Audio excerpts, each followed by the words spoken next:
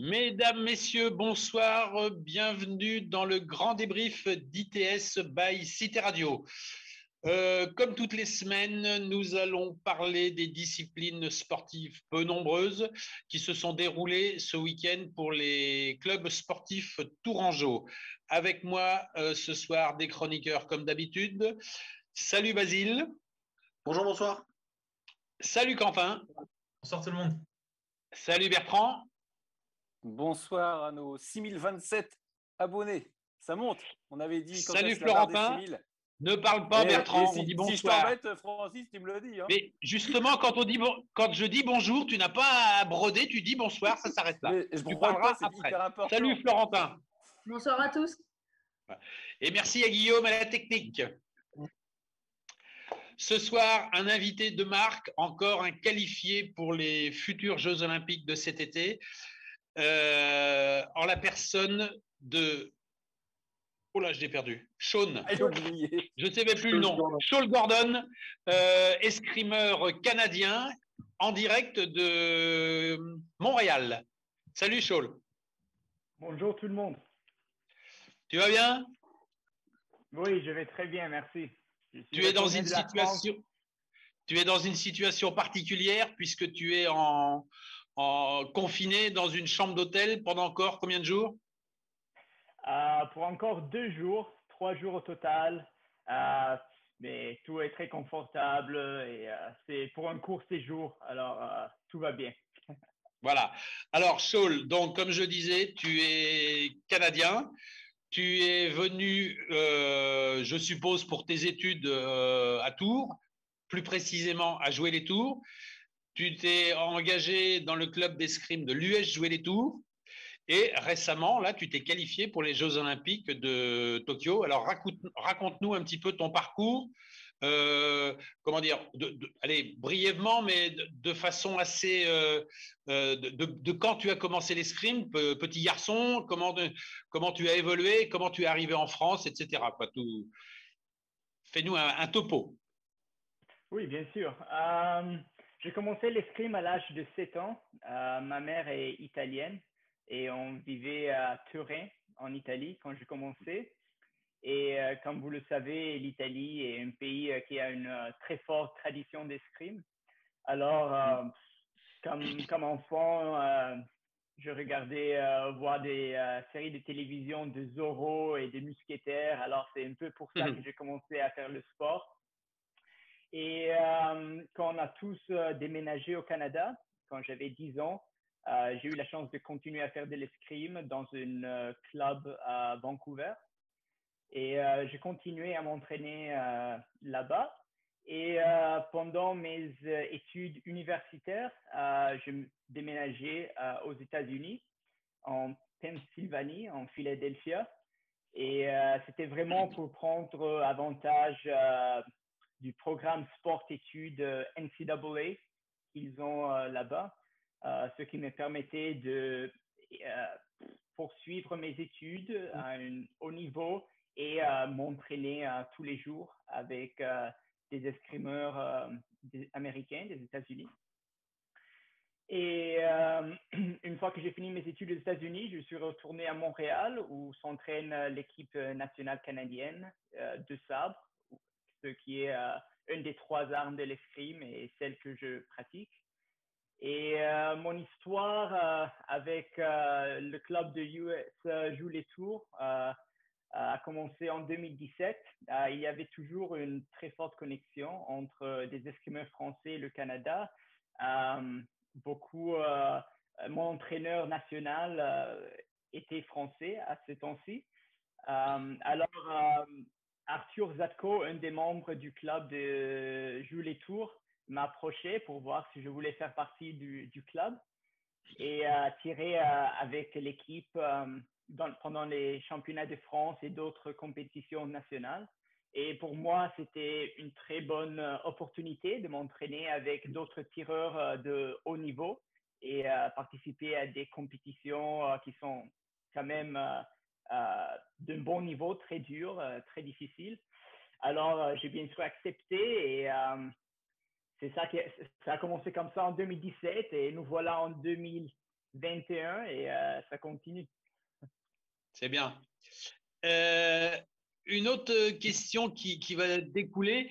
Tu es donc un sabreur. Comment est-ce qu'on est petit garçon?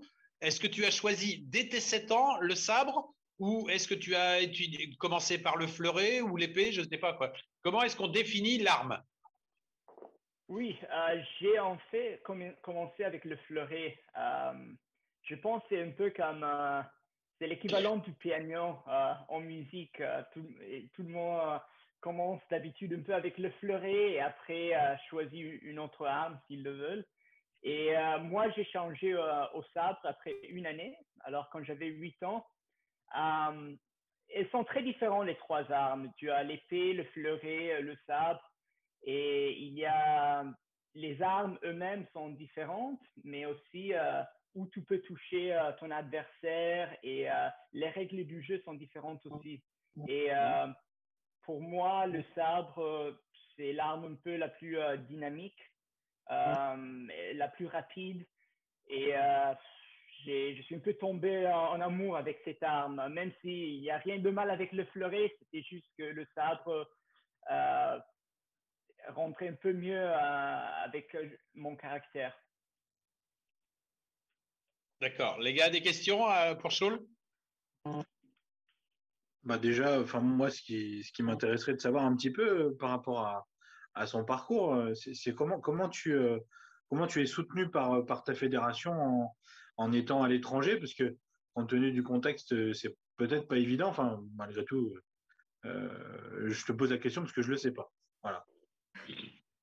Non, ma fédération canadienne d'escrime m'a supporté pendant mon séjour en France. C'était une collaboration entre le club de Joules-les-Tours, mon club français, et la fédération canadienne. Et pendant cette année, c'est quand même très dur de s'entraîner à l'étranger. Il n'y a presque pas de compétition. Il n'y a pas de camp d'entraînement. C'est difficile de s'entraîner avec d'autres personnes. Et bon, les conditions ne sont pas idéales pour une préparation olympique parce que tirer avec les mêmes 10 personnes au Canada, à un certain moment, on se connaît si bien que c'est c'est pas idéal de toujours tirer avec les mêmes personnes. Alors, quand le club de Joue les Tours a approché la fédération pour leur dire, pour m'inviter à faire un camp d'entraînement en France, la fédération canadienne est entrée en communication et ils m'ont proposé ce camp d'entraînement de presque 4 semaines en France. Et je pense que ça m'a beaucoup aidé pour ma préparation olympique. Mhm. Tu gars? es venu plus pour un projet sportif ou alors pour autre chose, pour tes études ou autre chose? Oh, complètement sportif. Mes études en droit, je les fais en Canada et bon, maintenant je les fais en ligne comme beaucoup de gens. Oui, comme tout le monde. Ouais, comme tout le monde. Mais c'est ça, je suis venu en France pour l'entraînement, pour tirer avec des escrimeurs français de haut niveau et m'entraîner sous des entraîneurs qui ont de l'expérience olympique pour vraiment préparer les Jeux de Tokyo. Hmm. Donc, jouer les tours par rapport à Monsieur Zlatko, comme tu l'as expliqué. Mais est-ce que, par exemple, tu n'as pas eu envie, ou peut-être que tu l'as eu, après tout, la curiosité de voir vers des structures comme l'INSEP, par exemple? Est-ce qu'il était possible pour toi de postuler pour un laps de temps court comme ça à l'INSEP, par exemple, ou dans un club peut-être plus important que l'US Jouer Tour, sans être péjoratif par rapport à l'US Jouer, hein, je veux pas. Ouais, non, non, je comprends. Oui, l'INSEP, il y a l'équipe nationale qui s'entraîne là-bas. Alors, bien sûr, euh, c'est un centre d'entraînement très, très fort. Malheureusement, avec le COVID, il y a beaucoup de questions de Oui, c'est vrai. sanitaires. Alors, vous allez s'entraîner à part la qualité de l'entraînement, il faut aussi voir si c'est possible de faire ces entraînements. Et il y avait quelques difficultés, bien sûr, pour moi, comme Canadien, d'arriver en France et m'entraîner à l'INSEP, qui est une structure très unique. Je me suis entraîné 2 semaines à Orléans, qui est un club qui a une académie d'escrime très forte, l'académie de Christian Bauer. Ouais. Alors, j'ai fait 2 semaines d'entraînement là-bas et je me suis entraîné avec des escrimeurs qui vont participer au jeu dans quelques mois. Et après, les dernières 8-9 jours, je me suis entraîné à Tours et le club s'est vraiment mobilisé pour pas juste me donner la salle d'entraînement pour m'entraîner, mais aussi pour aller chercher des tireurs qui font partie du club, mais qui vivent à Paris et dans d'autres coins de France, pour les faire venir à Tours et s'entraîner avec moi. Alors, je suis très reconnaissant pour ça. Ouais, d'accord. Donc, on t'a déroulé le tapis rouge, en quelque sorte. Voilà, absolument. Quel va être ton programme d'ici les JO? Pendant les derniers 2 mois, je pense que le programme va focaliser sur la préparation mentale et juste pour réussir à arriver le jour de la compétition, parce que toute la compétition se déroule pendant un jour. Alors, ça va se focaliser vraiment sur ça, pour arriver le 24 juillet prêt à performer et gagner les 5 matchs que j'ai besoin pour faire une médaille. Ouais. Et avec mes entraîneurs canadiens, on va juste ajuster les derniers petits détails et mettre tout ensemble. Le gros du travail a été fait et on a juste des petits trucs. Donc, Scholt, tu n'auras pas de compétition avant les JO? Malheureusement, je suis pas sûr, je ne pense pas que c'est officiel encore, mais on devait avoir une dernière compétition et elle était pas annulée, mais on va l'avoir après les Jeux Olympiques, peut-être en septembre ou en octobre. Alors, pour le moment, ça semble qu'on ne va pas avoir des compétitions internationales avant les Jeux. Et ça veut dire qu'on a eu depuis mars 2020 juste une compétition internationale. Et Scholl, tu as l'ambition de faire une médaille, comme on vient de t'entendre au JO. Quels sont tes atouts, justement, tu penses, pour décrocher une médaille? Pardon, c'est quoi la question? Quels sont tes atouts pour décrocher une médaille? Tes qualités. Ouais, qualité. Les qualités. Mais je pense, je suis, comme tireur, je ne suis pas très confortable. Beaucoup de tireurs ne sont pas confortables de tirer contre moi. J'ai un rythme et une distance d'escrime un peu différente. Alors, je pense aussi que dans les Jeux Olympiques, il y a une compétition si unique où tout le monde est très stressé. Ça peut être une carte à mon faveur. Et je pense que je suis mentalement fort, même si je suis en train de perdre le match ou gagner le match, j'arrive à rester concentré. Alors, je me bats jusqu'à la fin et j'arrive à bien rester concentré pendant le match entier. Tu sais, en France, à son époque, Laura Flessel était surnommée la guêpe. Est-ce que toi, par exemple, tu es surnommé le caribou qui pique? Non, j'ai pas un nom comme ça canadien. Peut-être après les Jeux, ils vont m'en donner un aussi. Mais il faut des résultats peut-être avant. Des résultats au niveau olympique. Alors, justement, tu es 22e mondial. Bon, tu nous as dit que tu avais de grosses ambitions et c'est tant mieux, c'est très bien. Le tableau aux Jeux Olympiques va être de combien de tireurs? Il va y avoir 36 tireurs. Alors, 36.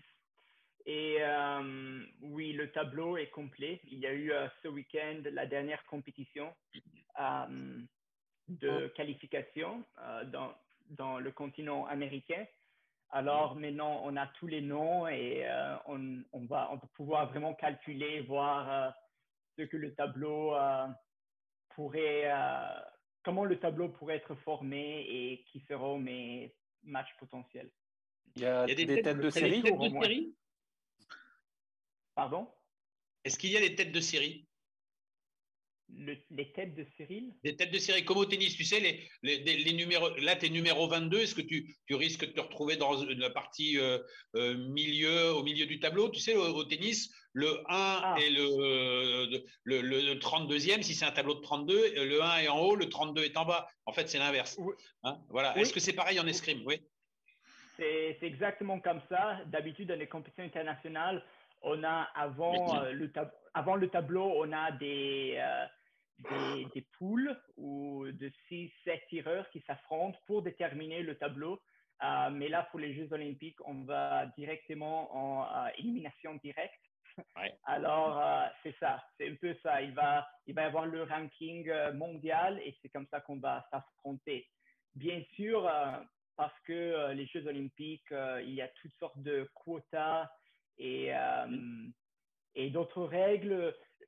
Je ne vais pas commencer 22e pendant la compétition. Ça se peut que ça change un peu le ranking parce que pas tous les tireurs vont participer. Pas tous les tireurs vont participer à cette compétition. Mais oui, je risque d'être vraiment au milieu du tableau pour commencer. Et est-ce que, Scholl, tu connais déjà ton premier match pour les JO? Ah bah non, c'est pas établi. Je sais, il y a quelques noms et j'ai 3 noms en tête qui pourraient être mon premier adversaire. C'est pas finalisé complètement, mais oui, on commence déjà à faire un peu d'analyse vidéo sur ces tireurs et on essaie de se préparer pour eux. Et est-ce qu'ils sont abordables ou pas? Oui, bon, il n'y a pas de match facile aux Jeux Olympiques. Oui. Bien sûr, tous les gens qui vont participer méritent d'être là. Mais oui, je pense tous les matchs sont abordables. Ça va être des matchs difficiles. Mais je suis très confiant dans mes capacités et de pouvoir gagner ces matchs. Au niveau de ce que tu es venu chercher en France, moi, j'aimerais juste simplement avoir ton avis, ton ressenti. Je me suis laissé dire que selon les régions du monde, ou disons que selon les pays, il y avait des spécificités, une manière différente d'aborder le tir. Est-ce que c'est vrai? Oui, absolument. Pour exemple, maintenant, on a la Corée du Sud, qui est un des pays les plus forts en escrime, particulièrement au sabre, et ils ont un style d'escrime complètement à eux. Et la France aussi, c'est un pays avec une grande tradition d'escrime. Ils ont une réputation d'avoir une escrime très physique, très technique. Alors oui, il y a des écoles différentes d'escrime qui ont leur propre style à eux.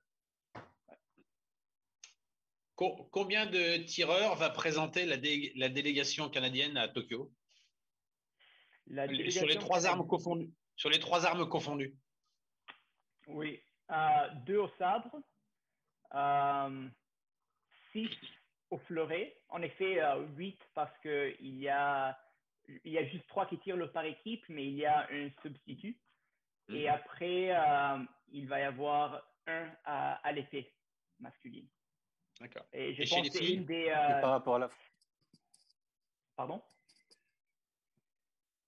Par rapport à la France, vous vous situez comment? Et les Français présentent plus de compétiteurs?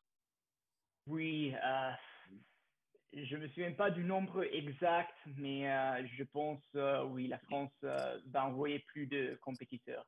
Bah, Par contre, il faut le dire. Ouais, la il faut France le doit dire. avoir le maximum de quotas dans toutes les armes, hein, je pense, aussi bien en hommes qu'en femmes. Non, parce que Non. de mémoire, à la conférence de presse de mardi où j'étais présent, Guillaume Galvez avait dit qu'il n'y avait qu'un Français au sabre. Ah ouais. Bien. Ouais. D'accord, c'est bizarre. Ça m'étonne. Oui, mais vous voyez, l'escrime, globalement, je pense, elle a beaucoup évolué. Il y a de plus en plus de pays qui sont très compétitifs. Alors, ça devient dur de qualifier le nombre maximum. Je pense qu'il y a très peu de pays qui ont réussi à le faire. Mais je voulais juste ajouter que même comparé en 2016, les derniers Jeux Olympiques, je pense on a envoyé comme fédération canadienne, c'est une de nos plus grandes délégations aux Jeux olympiques de la part de l'escrime. Alors, je pense que c'est quelque chose de très positif, même si on n'a pas réussi à qualifier des escrimeurs dans tous les arts. Et tu te qualifies comment? Par rapport à ton classement ou sur des compétitions? C'est un mélange des deux.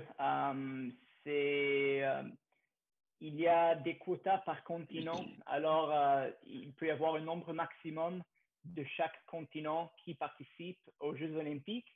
Et ça dépend de ton ranking mondial, mais ça dépend aussi des rankings de tes compétiteurs dans le continent. Alors, et ça dépend. Alors, il y a beaucoup de règles en jeu et beaucoup de facteurs. Alors, ça complique un peu la sélection. C'est pas juste le ranking international. Alors, il y a toujours chaque année ou chaque 4 ans des gens qui méritent aller aux Jeux si on voit leur classement mondial, mais qui n'y vont pas. Et c'est ça un peu les Jeux. Mais oui, c'est un mélange de facteurs différents. Tu as quel âge, Saul? J'ai 26 ans. 26 ans. Donc, ça veut dire que dans 3 ans, les JO de Paris, tu y penses aussi, évidemment. Absolument. Avec le Covid, la prochaine qualification olympique va commencer très bientôt, dans 2 ans. Alors, ça vient vite. Et bien sûr, là, je suis concentré pour Tokyo, pour mes premiers Jeux olympiques. Mais oui, Paris vient très, très vite en 2024. Et j'aimerais très bien participer à ces Jeux et aller chercher une médaille. Et tu as un palmarès mondial là déjà? Tu as des titres, quoi, des titres sur peut-être des compétitions inférieures, je sais pas, je sais pas, des podiums mondiaux ou nord-américains? Oui, j'ai des podiums internationaux, pas dans des coupes du monde ou des championnats du monde, mais c'est ça, dans des compétitions mineures internationales, je suis monté sur le podium et sur des compétitions panaméricaines aussi. En 2019, j'ai eu mon meilleur résultat jusqu'à date, où j'ai fini dans les top 8 des championnats du monde. Alors, c'est très positif. Et bien sûr, on n'a pas eu beaucoup de compétitions en 2020, mais j'espère un peu d'utiliser ce momentum pour les Jeux olympiques. Bon, c'est tout le mal qu'on te souhaite. Des questions, les gars? Ouais, tu peux nous parler un petit peu du club de Jouer les Tours? Parce que c'est vrai que nous, je sais pas, on le connaît pas forcément. Oui, mais moi, j'ai commencé à faire partie du club en 2017. C'est un club qui se spécialise pour la majorité sur le sabre, ce qui est bon pour moi parce que je fais du sabre aussi. Même s'ils ont des escrimeurs qui font du fleuret et de l'épée aussi. En 2018, on a fini dans les top 3 des championnats de France dans le par équipe. Ce que je pense était un des meilleurs résultats du club. Mais c'est un club qui devient chaque année devient de plus en plus fort, je trouve. Il y a beaucoup de tireurs de très haut niveau français qui font partie du club et qui veulent faire partie du club. Alors, je pense que ça va être un club extrêmement compétitif dans des compétitions nationales françaises dans les années à venir. Et bien sûr, je dois aussi dire, à part l'escrime, il y a des personnes, c'est des personnes très chaleureuses qui se mobilisent, pas juste pour moi, mais pour tous leurs escrimeurs. Et ils ont vraiment les meilleures intentions pour l'escrime et pour leurs escrimeurs et ils font un travail exceptionnel. Alors, je veux aussi les remercier pour ça. Parce que organiser un camp de 4 semaines en France pendant le Covid, c'était pas facile. Et ils l'ont fait, ils m'ont mis dans des conditions idéales d'entraînement. Alors, vraiment, merci pour ça. Et pour le futur, le post-JO, tu auras l'intention de revenir pratiquer en France pour à nouveau tirer avec des gars de plus en plus forts? Absolument. Et les Jeux de 2024 sont à Paris. Alors, avoir une sorte de base d'escrime en France pour préparer les Jeux, c'est exceptionnel parce que, vous savez, beaucoup de compétitions internationales sont en Europe d'escrime. Et ça fait quand même loin du Canada d'arriver chaque fois. Des fois, il y a 2 compétitions dans une période de 2 semaines. Alors, faire des allers-retours avec le changement horaire, c'est pas idéal. Alors, d'avoir une base ici en France, en Europe, c'est quelque chose de très bénéfique. D'accord. Une autre question, les gars? La dernière, parce qu'il est bientôt l'heure. Donc, du coup, bon. vas-y. Bon, visiblement, il y en aura 2. Vas-y, Quentin, vas-y. Pas de souci. Je voulais juste te demander si tu pouvais nous dire quelle était la différence entre le sabre et les 2 autres types d'armes. Oui. Alors, la plus grande différence, c'est qu'avec le sabre, il n'y a pas un bouton sur l'arme. Dans le fleuret et l'épée, il y a un petit bouton qui doit être pressé pour avoir une touche. Ça veut dire qu'avec le fleuret et l'épée, il faut toucher avec le point de l'arme. Avec le sabre, il n'y a pas de bouton, alors tu peux vraiment toucher l'adversaire avec toute la lame, avec n'importe quel côté de la lame. Et il y a d'autres différences aussi. Pour le sabre, tu peux frapper ou toucher l'adversaire n'importe où en haut de la ceinture. Alors, sur le masque, sur le corps, sur le bras. Avec le fleuret, c'est juste sur le torse et sur l'arrière de l'adversaire. Et en épée, tu peux toucher l'adversaire n'importe où. Alors, c'est probablement la plus grande différence. Et les armes aussi sont différentes unes des autres. Le sabre, je pense, c'est peut-être l'arme la plus légère. Ça se peut que ce soit le fleuret. L'épée, c'est une arme beaucoup plus lourde. Alors, aussi, les mouvements associés avec l'arme sont différents à cause de cela. Il y a Bertrand qui veut te poser une question très judicieuse. Et puis très rapide. Hein. Et est-ce que tu sais que tu ressembles à Renaud Lavillenie? On te l'a déjà dit? Non, on me l'a dit. Tu le connais? Non, je ne connais pas. Ah ouais, d'accord, c'est pour ça. Bon dès que tu nous quittes, tu iras voir sur Internet Renaud Lavillenie. Ouais. Et si tu as son palmarès, ça sera bien. Hein. Ouais. Okay. On te souhaite son palmarès d'ailleurs, oui. Merci beaucoup. Mais je suis d'accord avec Bertrand pour ça. C'est vrai que tu as un air de ressemblance à Renaud Lavillenie. Oui, c'est vrai. C'est un perchiste, hein, si tu n'as pas le temps d'aller voir français. Ouais. Ok. C'est du saut à la perche. Ouais. Merci de ta participation, Shaul. C'est très sympa de nous avoir accordé du temps. Là-bas, il est donc 13h30, hein, on est d'accord, à Montréal. C'est ça. Tu viens de finir ton déjeuner. Maintenant, on va te souhaiter une bonne sieste parce que tu as que ça à faire. Et puis, on va te souhaiter aussi de superbes JO. On espère te voir à la télé et on espère aussi te voir sur le podium, bien évidemment. Ouais, merci beaucoup. Je suis très content d'avoir fait partie de ces entrevues. Et merci les gars. Merci Shaul, à bientôt. Salut. Merci, ciao. Salut. Et nous, messieurs, après ce jingle, nous parlerons handball. Suivez le débriefing des rencontres sportives Tourangelle tous les lundis de 19h à 20h avec le grand débrief. Alors messieurs, le play-off de handball chez les filles, hein, bien évidemment. Le CTHB a joué 2 rencontres cette semaine. Une mercredi soir à la Fontaine-Blanche, réception de Brest, défaite 26-24. Et hier après-midi à Metz, donc les 2 ogres de la poule, défaite 35-25. Bon, on va dire que c'était un petit peu prévisible tout ça. Mais vous avez vu les 2 matchs, non? Je ne sais pas. Ouais. Oui. Ouais, moi aussi, j'ai vu. Bon, le 26-24, on va commencer dans l'ordre. Hein. Vous en pensez quoi? Il est logique. Il est sévère, mais il est logique. Enfin, sévère. Attention, quand je dis sévère, c'est-à-dire point de vue tourangeau. C'est-à-dire qu'en fait, on espère, on se dit qu'il y a toujours le petit quelque chose qui manque, qui finalement ne manquera plus et qui va pencher du côté du TTHB.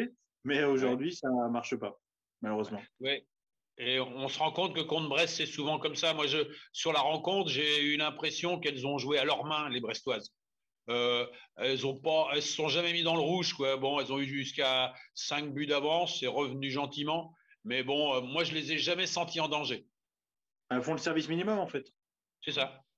Après, jusqu'à la 40e minute, le CTHB a fait jeu égal.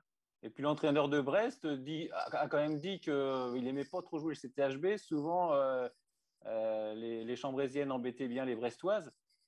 Je pense que ça fait quand même plusieurs rencontres maintenant que Chambray tient tête à Brest et puis il ne doit pas la jouer facile. Après, il faut dire qu'à Brest, il manquait beaucoup de joueuses. C'était quand même pas forcément l'équipe type. Il a fait souffler l'effectif. Ouais.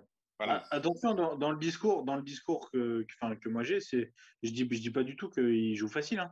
Je dis juste qu'en fait, du côté du CTHB, je suis plutôt d'accord avec toi d'ailleurs. Elles font jeu égal sur un laps de temps, mais un match dure 60 minutes. Et ça fait rarement 60 minutes en fait ce laps de temps. Donc ça fait qu'il manque toujours un petit quelque chose qui fait que même Brest, sans trop forcer leur talent, elles arrivent à gagner. Mais je pense pas du tout que Brest vient à la Fontaine-Blanche ou reçoit le CTHB en se disant ouais, ça va être tranquille, on va pouvoir plier ça et ça va être à faire classer fin de chantier, quoi. Non, pas du tout. Alors moi, le matin du match, j'avais eu Guillaume Marquez au téléphone et je lui avais demandé si on pouvait espérer, vu le classement, parce que Brest et Metz semblent, les deux premières places leur sont promises. J'ai donc demandé à Guillaume Marquez si on pouvait espérer que les Brestoises viennent un petit peu en dilettante. Il m'a dit non, surtout pas, parce que avec la conjoncture actuelle, on ne sait pas trop si tous les matchs vont être joués et que les finales ne seront pas forcément jouées. Donc, si les finales ne sont pas jouées, ce sera les classements établis qui définiront le champion de France et les places en Europe. Donc, Brest a bien évidemment qu'ils ont envie de finir premier. Ce qui n'est pas encore acquis puisque Metz a encore des matchs à jouer. Mais on va dire qu'au goal average particulier, c'est Brest qui est devant. Voilà, entre Brest et Metz. Voilà. Donc, Brest, c'est la seule équipe qui a battu Metz cette saison. C'est ça. Ouais. Et, ils les ont joués pour l'instant 3 fois. Ça doit être… je ne sais pas si… il n'y a pas eu 4 ? Il n'y a pas eu les 2 de championnat, les 2 en Coupe d'Europe? Non, le deuxième de championnat, il est à venir. Ouais. Il reste un Brest-Metz à jouer? Oui. Ah ouais. Et ça, je crois que c'est à Metz. En Coupe d'Europe, il y a eu un match nul et une victoire de Brest. Et Coupe de France, peut-être? Pardon? Oui, Coupe de France, ouais. Non, même pas. Elles étaient toutes les deux en demi-finale et Brest a perdu contre Nantes. Metz a perdu contre Nantes, parce que la finale, c'est Brest-Nantes. Ouais. Voilà. Donc, alors, il faut savoir que maintenant, alors, là, on en est sur le match de CTHB Brest. Donc, hier après-midi, les Chambrésiennes se déplaçaient à Metz sans Stojkovic, qui s'est blessé donc contre Brest. C'est Simonetta Planeta qui l'a, on va dire, remplacé, puisqu'elle a joué. Elle a fait un 2 sur 5 d'ailleurs, Simonetta. Je trouve que pour une reprise, c'est pas si mal, parce qu'il faut rappeler qu'elle a été blessée pratiquement 2 ans. Donc, c'était toujours c'était agréable de la revoir sur le terrain, même si elle n'est pas encore bien évidemment à son meilleur niveau. Mais n'empêche qu'elle est sur le parquet et ça fait du bien. Ça doit lui faire du bien à elle en tout cas. Voilà. Donc, cette analyse de match, les gars. Quentin, est-ce que tu as regardé le match, toi? J'ai regardé Brest-Chambray. Ouais, vas-y. Franchement, je trouvais que Chambray n'a pas à rougir de sa copie. Je trouve qu'ils ont fait un bon match. Après, face à des équipes comme Brest, faut faire un bon match, comme disait Basile, je suis d'accord avec Basile, pendant 60 minutes. Là où Brest est constant, de temps en temps, Chambray a des pertes de balles, un jeu un peu lent, voire même brouillon de temps en temps, j'ai trouvé. Et finalement, c'est ce qui fait la différence à la fin, quoi. Et puis, Cléopâtre Darleux aussi, en deuxième mi-temps, a fait exactement bien aussi à Brest. Darleux fait une belle partie, oui. Quand Brest est à 80%, il faut que Chambray soit à 120, quoi. Donc, donc le match d'hier, défaite 35-25. On va dire que Metz n'aborde pas le match comme Brest, c'est-à-dire qu'elles font le boulot rapidement pour se dégager et après jouer, on va dire, en soufflant, même si elles ont continué progressivement disons que la différence a toujours été en constance. Ouais. Et tu dis que Metz n'a pas abordé le match comme Brest, mais je dirais aussi que le CTHB n'a pas abordé le match à Metz comme celui contre Brest. C'est possible aussi. Parce que moi, je pense ça défendait moins bien. Ouais, et puis je pense que dans les têtes, le fait déjà de jouer à Metz sans Stojkovic leur a mis un coup quand même. Et je pense qu'elles sont parties perdantes sur ce match. C'est ce que je pense. Ouais, parce que ça a tenu jusqu'à 6 partout, je crois, non 7-7 à la 9e. Oui, voilà, bon, c'est ça. Ouais. Et puis après, ça a été il y a eu un 17, je me souviens, il y a eu 12-8. Bon, voilà, ça a été constant après. Et puis, bon, on finit 35-25. Ouais, au grand pire, c'était mort à la mi-temps, parce qu'à la mi-temps, il y avait 18-13. Donc, ouais, disons qu'après, je ne sais pas si c'est dans l'approche, mais c'est clair que défensivement, elles ont vraiment pêché. Alors oui, en face, c'était fort et il n'y a rien à dire de ce côté-là, mais il y avait quand même des grosses largesses défensives. Et l'internationale suédoise a fait une grosse partie. Non, il y a du monde, hein. C'est très fort. Hein. C'est très fort. Hein. Donc voilà. Et puis là, elles sont visiblement comment dire, là, elles veulent. Parce que donc elles vont jouer le titre sur un match aller-retour normalement contre Brest, hein, bien évidemment. Comme elles se sont fait sortir en Coupe d'Europe, visiblement, elles ne l'ont pas trop bien vécu et je pense qu'elles ont l'intention de renverser la vapeur et d'aller chercher le titre. Hein. Moi, d'après ce que les filles ont dit après en interview, on sent qu'il y a quelque chose qui les dérange dans ce qui s'est passé pour la Coupe d'Europe quand même. Donc, voilà. On a l'impression qu'elles sont en mission. Oui, c'est ça. Pour ce qui est du CTHB, bon, on a eu une discussion qui a duré quelques minutes avec Florentin. Quand je dis quelques minutes, pratiquement 1 heure, oui. Avec Florentin qui visiblement n'avait pas tout compris le classement, puisque lui, il était certain que le CTHB finirait 4e. Il avait complètement squeezé les matchs en retard de Nantes. Pour lui, les matchs en retard, ils faisaient partie de la saison régulière. Il n'avait rien compris, le gamin. Donc maintenant, je crois qu'il a compris maintenant. C'est pas beau ce que tu veux. Vas-y, explique. Francis, explique quand même. C'est pas beau ce que tu fais.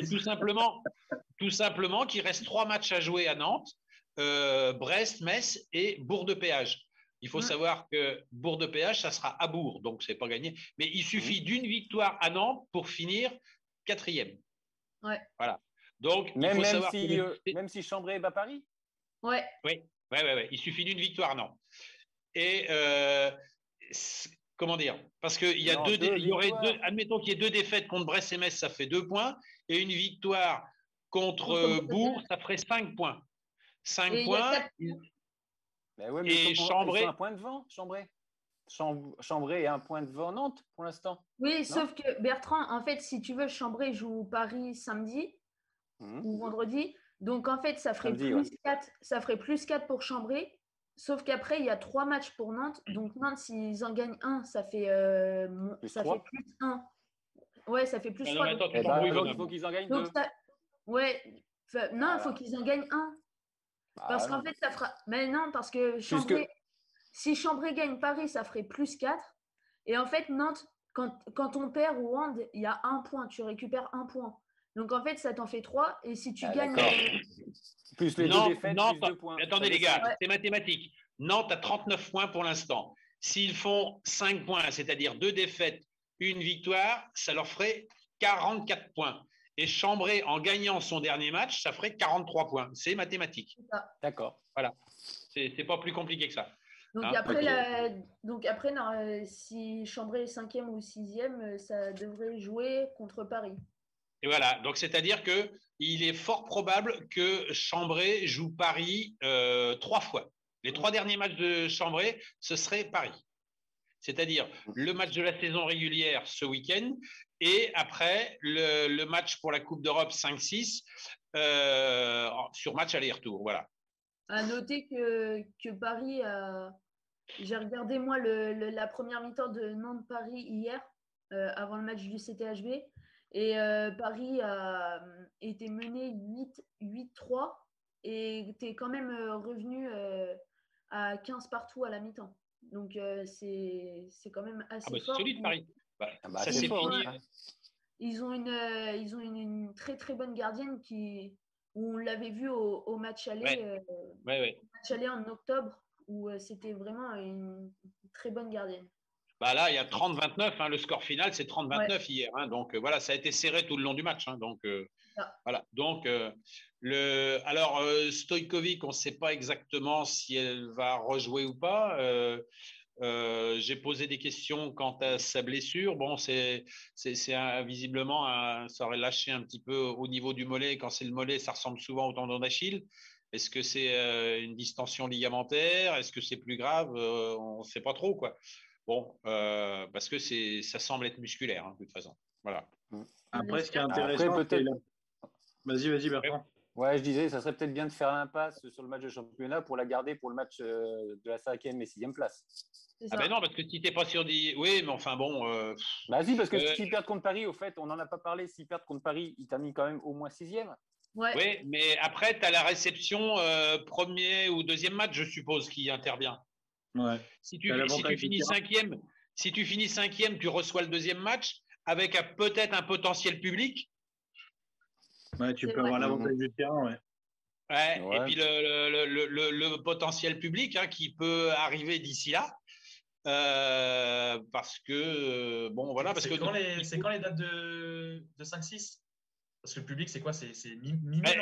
C'est ce que me disait Guillaume Marquez, c'est que ça dépend aussi du calendrier de Nantes. Donc, ce n'est pas complètement établi parce que Nantes a la finale de la Coupe de France à jouer, a donc 3 matchs de championnat à jouer et a également le Final Four 8 et 9 mai de la petite Coupe d'Europe. Ouais. Donc, ça veut dire que ça emmène bien loin tout ça. Hein, faudrait peut-être jouer à la place de Nantes en Coupe d'Europe. On va leur demander de reprendre la place. Normalement, j'ai le calendrier sous les yeux. Donc, elle jouerait mercredi face à Metz, ce week-end en Coupe d'Europe, le mercredi prochain face à Brest et le samedi d'après face à Brest aussi en Coupe de France. Donc, on n'a toujours pas le match Nantes-Bourg-de-Péage. Donc, ça emmène après le 20 mai, quoi. Je crois que tu te trompes, Florentin, parce qu'il y a le Final Four de Coupe d'Europe 8-9. 8-9 mai. C'est ce week-end. C'est ce week-end. C'est ça. Mais non, parce qu'il a parlé d'un match de championnat du week-end, donc ça ne peut pas être ça. Non, mais pas samedi là, mais l'autre, le samedi dans 2 semaines. D'accord. C'est-à-dire le 15, il terminerait le 15, le championnat. Sans compter le match face à Bourg-de-Péage. Qui serait donc en semaine, le mercredi. Ouais. Donc, ça ne serait pas avant le week-end du 22, 23. Ça ne serait pas avant le 20, ouais. Et ça veut dire que le retour du public est le 19 mai, donc si on peut avoir l'avantage du public. Oui, mais si on n'est pas concerné par... si le classement n'est pas terminé et s'il n'est pas établi, effectivement, la finale 5-6 sera aussi retardée. Sauf si c'est mathématiquement fait que Nantes finisse 3 ou 4, ça veut dire que la finale 5-6, elle peut être jouée à la date prévue. Comme la finale 1-2 d'ailleurs. Voilà. Et la 7-8, mais qui n'a aucune importance. Oui, c'est ça, le 7-8, oui, c'est pas... Voilà. Bon. Et par contre, moi, ce que j'ai trouvé intéressant sur ce match-là, le match de Metz, c'est aussi, donc on en a parlé tout à l'heure, mais le retour de Planeta, non pas qu'elle soit évidemment en super forme, parce qu'on l'a vu, elle avait un peu plus trop de charbon dans la soute arrivé à la fin du match. Oui, mais par contre, c'est vrai qu'en position offensive, elle gêne énormément parce que les défenseurs adverses se disent est-ce qu'elle va pas prendre une situation, est-ce qu'elle va pas prendre le shoot à son compte, et ça libère des espaces pour les autres. On l'a vu à un moment donné, elle apporte de l'incertitude. Donc même si elle n'est pas en super canne, ça peut peut-être aider, quoi. Oui, parce qu'il faut rappeler qu'elle mesure 1,98 m. Donc, effectivement, avec un petit peu de détente verticale, même si ce n'est pas son point fort, ça fait un bras qui est très haut quand même. Hein. Donc, voilà, quoi. Quand elle aura effectivement physiquement retrouvé la cadence, ça restera, ça fait un poste arrière solide quand même. Hein. Voilà. On peut féliciter aussi Rodriguez. Hein. C'est quand même une sacrée nana, cette joueuse, parce que elle part du club. Elle part du club, elle a trouvé son nouveau club et elle donne tout pour le CTHB. Oui, c'est bien. Quand on voit ses prestations depuis 7-8 matchs, là, on se dit que c'est dommage qu'elle s'en aille. Hein. Parce que là. Après, on récupère Alexandra Lacrabert aussi. Donc, oui, c'est quand même c'est pas tout à fait le même format de joueuse. Moi, j'aime bien la vivacité de Rodriguez. Et puis, c'est une winneuse. Hein, dis donc, elle est. Bon, bref, quoi, c'est comme ça. Hein, on va pas. À noter, toujours en handball, le premier contrat pro signé par Andrea Novellan, bravo, la gardienne. Ouais. Bravo à elle, qui d'ailleurs, sur ces 2 matchs-là, n'a pas été trop en réussite. Hein, la pauvre. Manon Ouette lui a fait des lobes à gogo. Voilà, quoi. C'est pas ses 2 meilleurs matchs qu'elle a produits cette semaine. Voilà. C'est sûr que les attaquantes adverses se basent pour Novellan des lobes parce que c'est une petite gardienne, 1,70 m. Donc, oui. Même si c'est une arme qui est souvent utilisée par les ailières, parce que quand tu es en angle fermé, des fois le lob, c'est la solution facile. Et il n'y a pas que sur des gardiennes de petite taille, hein, parce qu'on en voit au moins 4-5 par match avec des gardiennes de toutes les tailles. Ça. Bon les gars, après on va clôturer là la page handball. On va parler basket après ce jingle. Tous les lundis de 19h à 20h, c'est le grand débrief avec Francis Leroux et ses chroniqueurs. Alors basketball, il n'y a pas de résultat puisque on est sur une période très compliquée puisque un certain nombre d'équipes ont des cas Covid. Mais on va essayer de remettre en place la situation telle qu'elle est et comme elle s'annonce. On a vu que les matchs pour Tours, il en reste 3. Dax Tours est prévu le vendredi 7 mai à 20h, donc vendredi prochain. Ouais. Tours-Toulouse est encore programmé mardi 11 mai à 20h et Châlons-Tours est programmé vendredi 14 à 20h. Sachant que, a priori, à Toulouse, il y aurait encore des cas Covid, peut-être ou peut-être pas, parce qu'il y a tellement de choses. J'ai eu Romain Régnard au téléphone cet après-midi, qui m'a dit que de Toulouse, ils en demandaient de toutes les couleurs, donc ils ne savaient pas exactement ce qu'il en était. La seule chose certaine, c'est que Joseph sera bien suspendu pour le match contre Tours.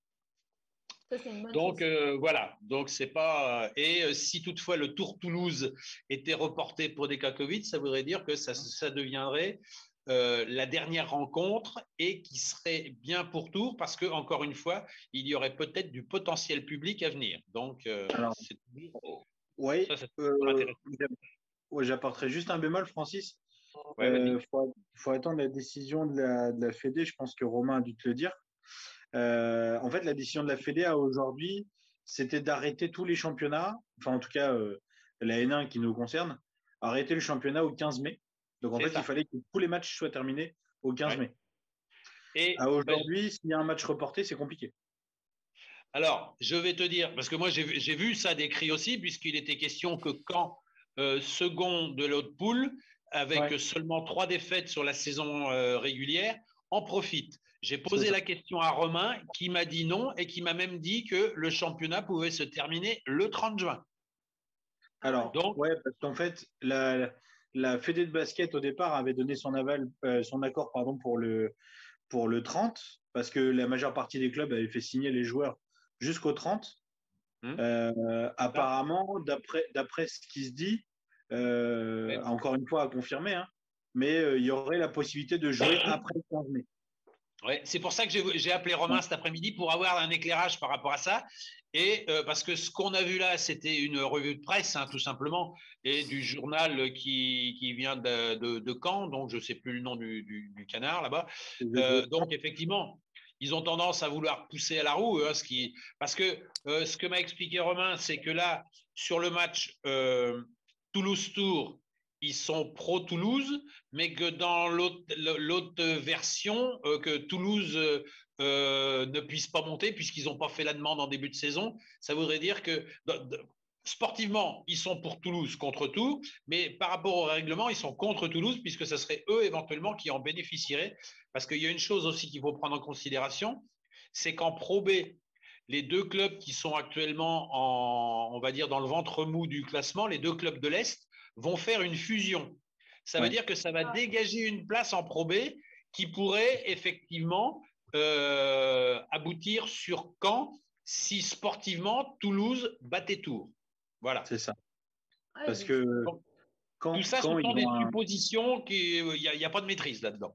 Ouais, mais quand ils avaient un gros projet en début d'année qui était de remonter en Pro B, parce que c'est une équipe qui a déjà connu la Pro B il y a peu.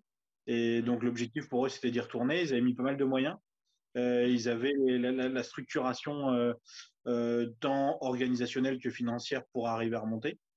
Et à aujourd'hui, ils sont un petit peu pris les pieds dans le tapis.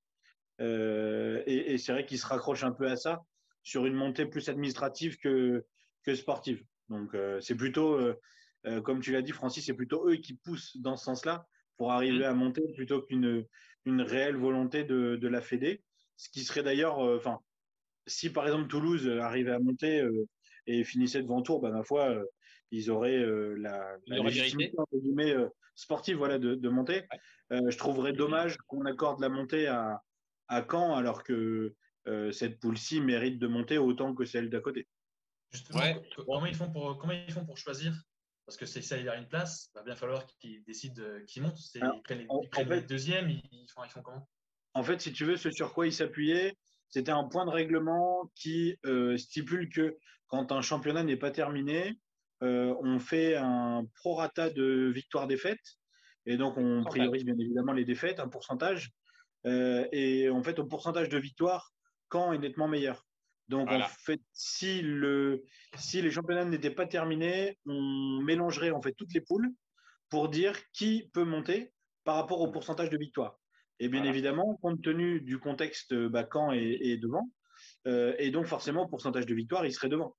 Et quand ils ont perdu combien? Ils n'ont pas beaucoup perdu, je crois bien. 3 matchs. 3 matchs seulement. Ouais, donc déjà, quoi qu'il arrive, Tours en a perdu plus. Et quand ils ont fini leur championnat?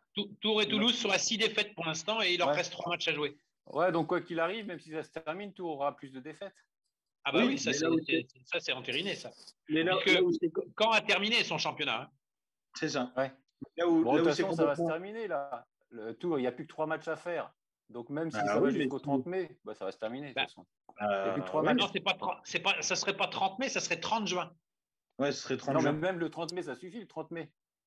Tout dépend des cas de Covid. S'il est avéré qu'il y a encore des cas de Covid à Toulouse, et puis éventuellement dans d'autres équipes qui doivent les jouer, il y a le cas Lorient aussi qui est un peu, qui eux doivent avoir 4 matchs à jouer. Donc voilà, c'est vraiment tordu, quoi. C'est pas rien n'est vraiment acquis. Il faut leur dire de mettre des masques et se laver les mains régulièrement à Toulouse là. Autrement, ils arrêtent le championnat. Il faut quand même dire que c'est pas parce que tu es positif au Covid que tu es un bandit. Hein. Voilà, tu dis ils ont qu'à mettre des masques. Tu sais, le Covid, on le chope n'importe comment. Hein. Je sais ce qu'il en est, voilà, tout simplement. Après, simplement sur la partie sportive, ce que je trouve dommage, c'est que on parle bien souvent des valeurs du sport, on parle souvent d'équité sportive. Et je trouve les manœuvres de Caen un petit peu basses quand même. Je trouve que ça les honore pas tant que ça.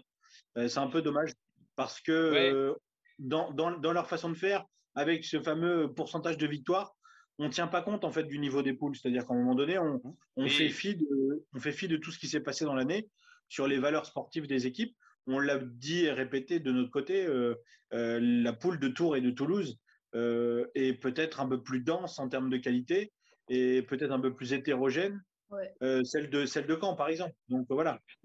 Déjà, dans la poule B, il y a le pôle espoir qui prend régulièrement des roustes. Voilà. Donc, c'est vrai que la poule semble un peu plus disproportionnée, mais bon, c'est comme ça, c'est comme ça. Moi, ça me dérange pas trop, sachant que Tours est monté administrativement aussi il y a 2 ans, par exemple. Après, il faut bien utiliser un critère. Hein. Oui, c'est ça, il y a des règlements. Quel autre critère tu veux prendre si ce n'est pas le classement du deuxième? Le critère sportif, tout simplement. Tu fais une rencontre entre les deux deuxièmes. À un moment donné, tu fais, en fait, si tu veux, au rugby, ce qui se passe, pour te donner un exemple que je maîtrise et que je connais parfaitement, au rugby, ce qui se passe, c'est qu'en fait, il y a ce qu'on appelle une péréquation. C'est-à-dire qu'en fait, on proratise le nombre de matchs qui restent, on vient attribuer des points par rapport aux points que tu as acquis non, mais là, je te précédemment. coupe, Basile. Là, les matchs, ils vont être terminés. Pourquoi tu veux proratiser ce qui reste les matchs vont être terminés, le championnat va être terminé. Oui, si tu me laisses finir, tu aurais eu la totalité de l'explication. En fait, je me base sur ce que dit Caen, en fait. Moi, je ne dis pas que ça ne va pas se terminer. Je me dis que je trouve dommage la démarche de Caen à aujourd'hui, qui est de dire et de pousser, entre guillemets, pour faire en sorte que ce soit entériné au 15 mai et que si, par exemple, il manque un match dans la poule de Tours et du TBM et de Toulouse, on arrête complètement les championnats et qu'on gèle complètement les classements. C'est ça, ça change rien. Mais si Bertrand, ça change. Si Bertrand, ça change. Sur un point de règlement, c'est que Toulouse, qui n'a pas fait sa demande pour la montée en début de saison, même s'ils finissent premier, risque de ne pas monter au profit de l'équipe 17e actuellement de Pro B. Et il y a une autre place qui va se dégager puisqu'il va y avoir fusion des 2 clubs de l'Est. Et c'est là que Caen pousse à la roue pour en profiter. Voilà. Donc, il y a 2 opportunités pour Caen et ils appuient fort là-dessus. Pour essayer de monter. Pour essayer de monter. Voilà. En tant que meilleur deuxième. Oui, bien évidemment, mais ça c'est. Si, c'est par rapport à ça, puisque là, on est sur le ratio du nombre de défaites dans la saison. De toute façon, ça ne peut pas être dans la poule Toulouse-Tours, puisque les 2 équipes qui sont censées finir devant sont déjà à 6 défaites et que l'autre côté, le championnat est fini et il n'y a que 3 défaites. Voilà. Ouais, et même si ça se termine le 15 mai. C'est ce que je voulais dire. Ça ne changera rien. Ils ont déjà trop de défaites, Tours. Mais quoi qu'il arrive, Tours va terminer premier. Ils vont battre Toulouse. Et puis voilà. Eh bien, en espérant que tu as raison, Bertrand, bien évidemment. Bon, les gars, on va fermer la page basket parce que le petit Florentin a normalement quelques brèves à nous annoncer et aussi, j'espère, l'agenda. Vas-y, Florentin. Tous les lundis de 19h à 20h, c'est le grand débrief avec Francis Leroux et ses chroniqueurs. J'avais oublié le jingle. Pardon, Guillaume. Donc, je vais revenir sur le CTHB où Novellan a signé son premier contrat professionnel pour 2 ans, donc jusqu'en 2023.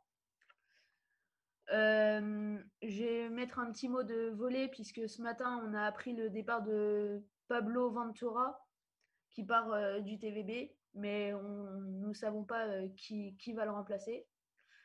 Un petit mot de foot et du côté du FCOT où Kader Benadri, le 2e, 3e gardien, ancien premier gardien du FC Montlouis et de l'AOCC, arrête sa carrière.